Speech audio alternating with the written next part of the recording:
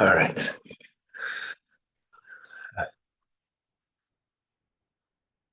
Good morning on the eve of Shabbos, on the eve of Pesach. Hmm.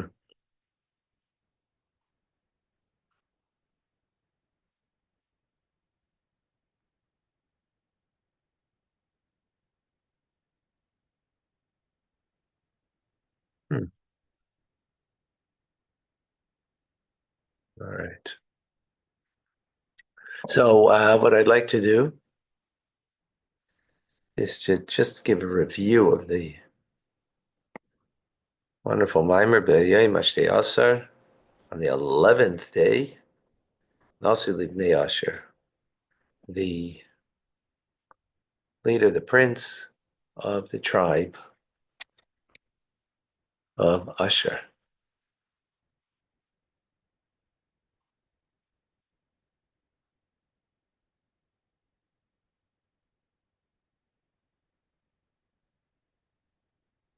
So Asher brings on the 11th day of Nisan, which was 2 days ago, his offering in the inauguration the the Mizbeach, the of the Mishkan,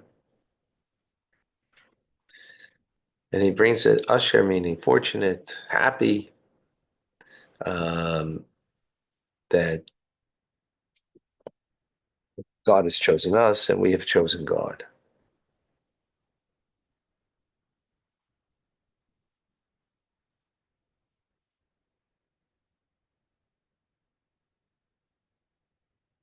Right? That our joy is that we have chosen God to be our God, and God has chosen us to be a treasured nation. Therefore, he brings this.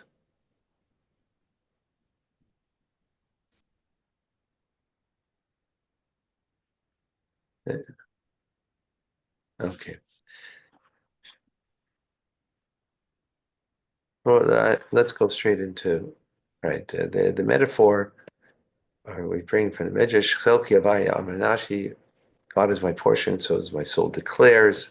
The Medrash says, a king, metaphor of a king who comes into the country, into the countryside, again, and he's there with three different ministers. One says, what are they? Citizen says, I want this duke. Another one says, I want this minister. I want this. And one smart one says, I want the king. Why? Because the others are interchangeable, and the king is permanent, not interchangeable. Likewise, the nations of the world, they choose idolatrous ways, and the Jewish people, they choose God. As the verse says, God is my portion, so declares my soul. So, what is so, you know, wonderful that you're so smart that you choose God? Even a little child knows that the king is greater than the ministers, right? Doesn't take too much. And why are you choosing the king here? Because of why do we need the reason? Because the ministers are interchangeable, the king is permanent. Even by the virtue of who the king is, the king is greater.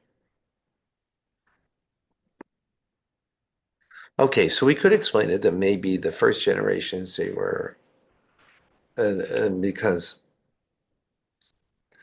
the idolatry is not that you don't recognize God, but you recognize that there's a God of gods, and therefore, as the metaphor is, when the butler is serving, you say thank you to him um, in order to gain a greater measure, portion from the butler, even though it doesn't belong to him.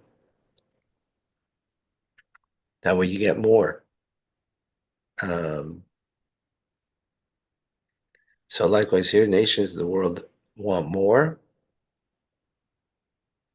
and therefore they, are praising the butler, right? But why is that faulty? Because ultimately there is no choice of the celestial beings. The moon's not giving, the sun's not giving. They're just an axe in the hands of the wood chopper. Is there a problem with it online?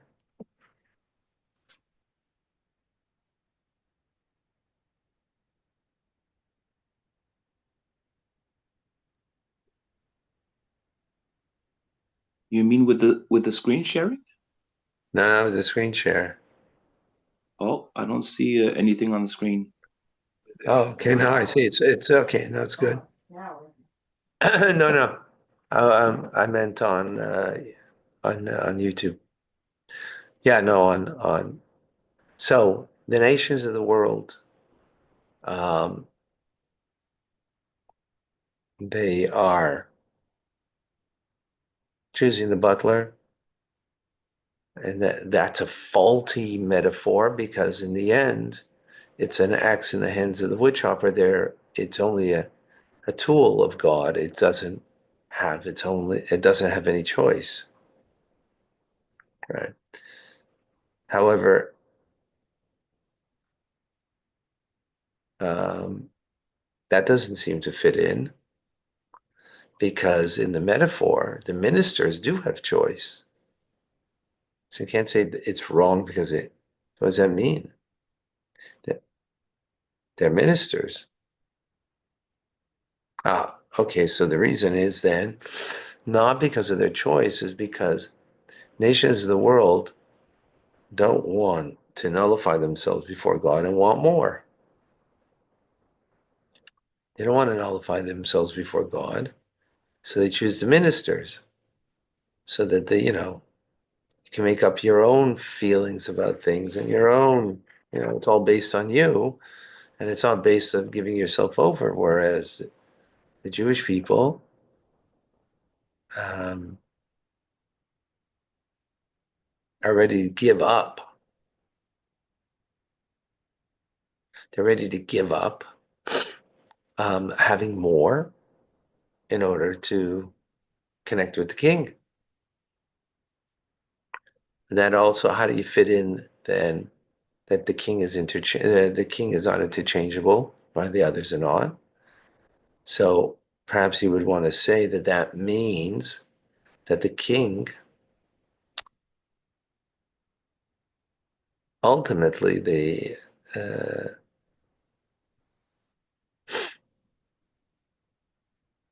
you might get more now, but in the future you won't get more.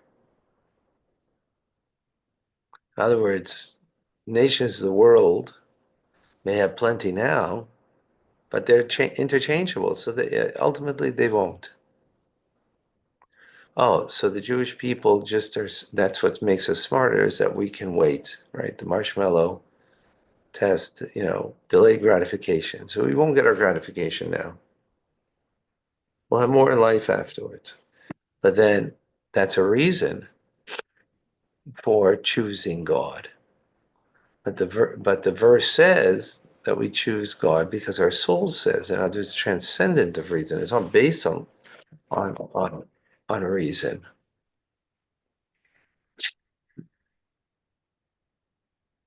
Then we continue the mimer.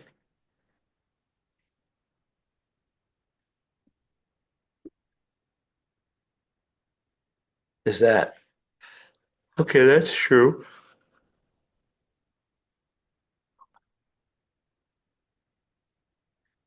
But it's not because we'll get more later. It's because right now I don't want to get from a place of death. And that's what klipa is. Klipa is coming from God, but it's not what God really wants. I want to be connected to the internal will of God, right? That's what I want. So I'll give up on having a lot because more important than having a lot in life is to have a connection to God.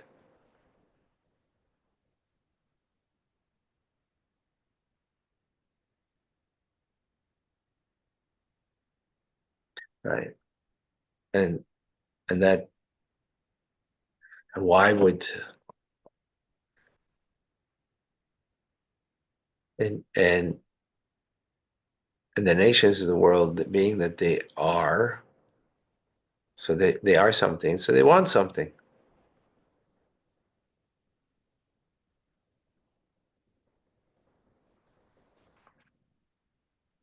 They want something. They want to have the benefit of what they can have for themselves.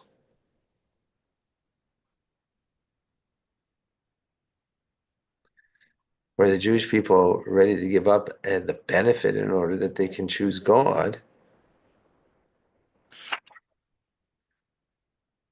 right? That we choose God because we want the connection, we want the relationship with God, period. Not for the benefit. Not to say that there isn't a benefit, but the choice is not made because of the benefit. The choice is made because we want to have the connection to God that's beyond logic. Yet then that is now brought it into logic because you bring it into logic.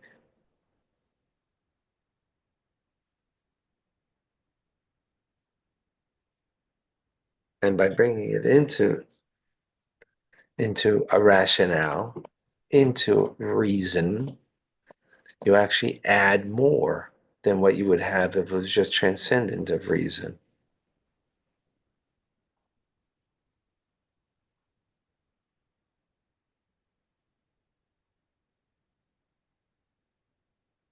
Because when you get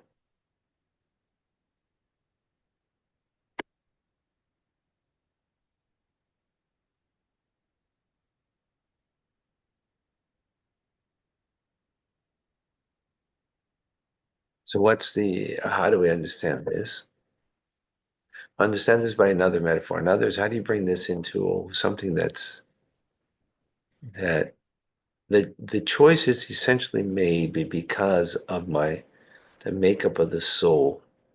That the soul is not a yesh, and all it wants is connection. The the the, the Jewish soul is not a yesh. Doesn't want connection for the benefit, but it wants it for the the connection.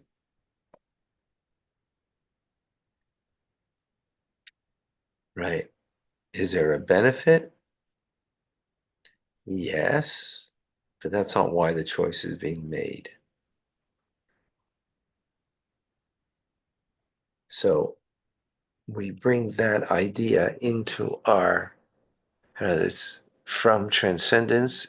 It now filters into the mind, into the appreciation and and reasoning. So we'll understand that um, by the metaphor of the king makes a festive meal. He makes it for his ministers and top servants.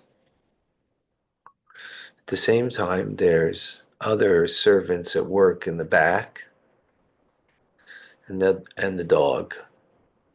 So the who gets who the point of the festive meal is for the people sitting at the table, right?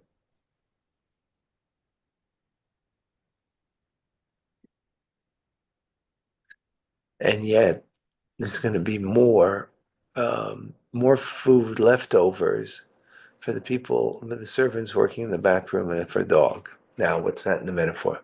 The dog is all heart and is all self-serving, following its nature. It gets, the leftover bones and the meat on the bones. It's totally in it for itself. The servants working in the back room are serving the master, but do it out of fear. So therefore, they're not close, right? They get also a lot in life because, hey, king is wealthy, but they're getting it in a backhanded way, not meant for them. They're getting from the external will of God. Then there is those who are sitting at the table. That's who it's made for, this feast, right?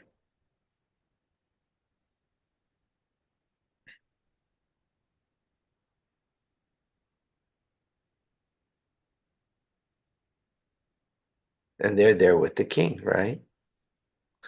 So who are these? The three? Well, metaphorically,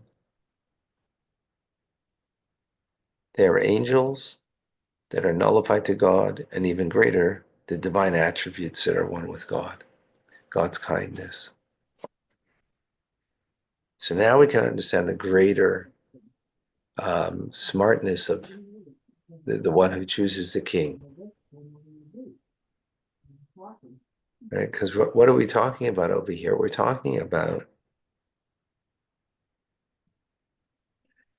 okay, that for sure you don't want to be like a dog that, even though you're getting, thrown over the shoulder, you're not meant for you. But even the backroom servants are only serving out of fear out of punishment. And they get a lot. Leftovers are more than what people ate.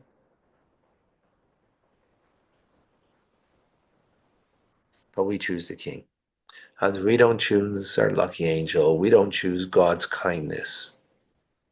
God's kindness. We don't choose that. Because that's not choosing God himself. Right? That's not choosing God himself. That's choosing his kindness. Now, what I can get from him. Right? This is metaphorically like Hashem is metaphorically like the servant, not the simple servant who doesn't appreciate extravagance and wealth, walks into the palace of the king and goes straight to the king, even though there was a lot of extravagance that he missed on the way. Because, right, as opposed to a connoisseur, right? Angels are connoisseurs of the divine, right? Yeah, but they don't quite get the divine. Oh, we go straight to the divine. We want just God. And this is what the Alter Rebbe said. I don't want your Gan Eden. I don't want your Elam Haba. I just want you, right? And it's your Gan Eden. It's God's Gan Eden. It's His Elam Haba. I just want you.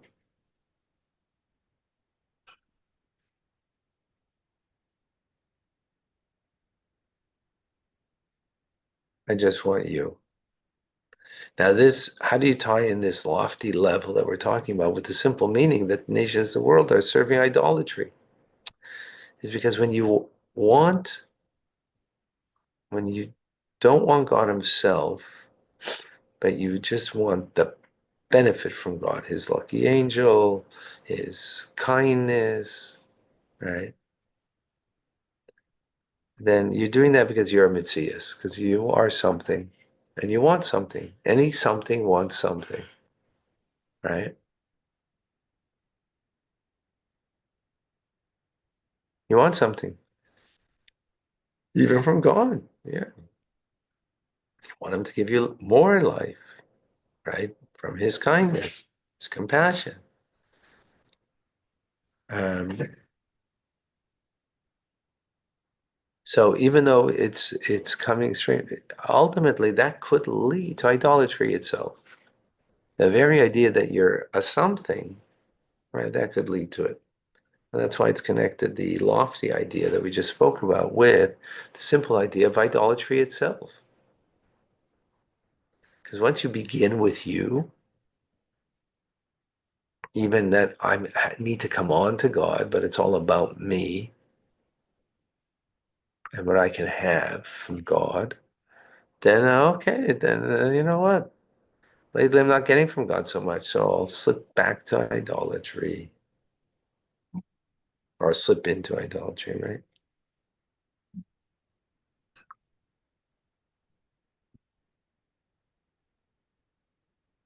So not to entertain that, that's quite a lofty level.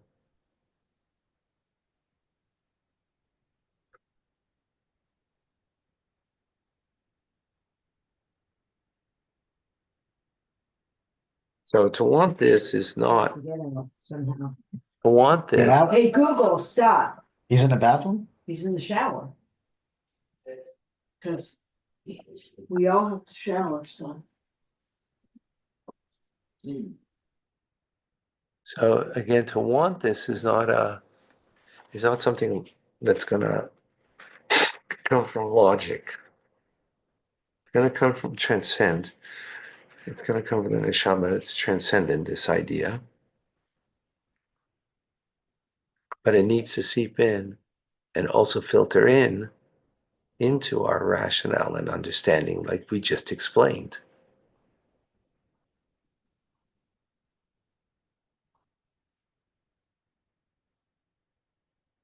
And that's the leader of the generation who helps us to bring it through his teachings, to bring it into and internalize it, to make it us.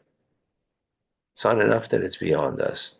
We have to internalize it, understand it, and appreciate it to make it a part of us, part of our internal world. So that's what God chooses us, empowering us as a treasured nation, that we could then choose Him. Choose Him because so declares my soul, but that is internalized intellectually in our minds, that it aligns. It's not like we're doing this transcendent of ourselves and not aligned with this idea internally. Since our soul comes from the Pneumius Amakis, so therefore we have the capability of doing that, and we must do that. Basically, very briefly, the entire mimer that we took a good couple of weeks. Thanks All for right, listening. all right, folks. See you bei Chumash Rashi. Sei mir gesund.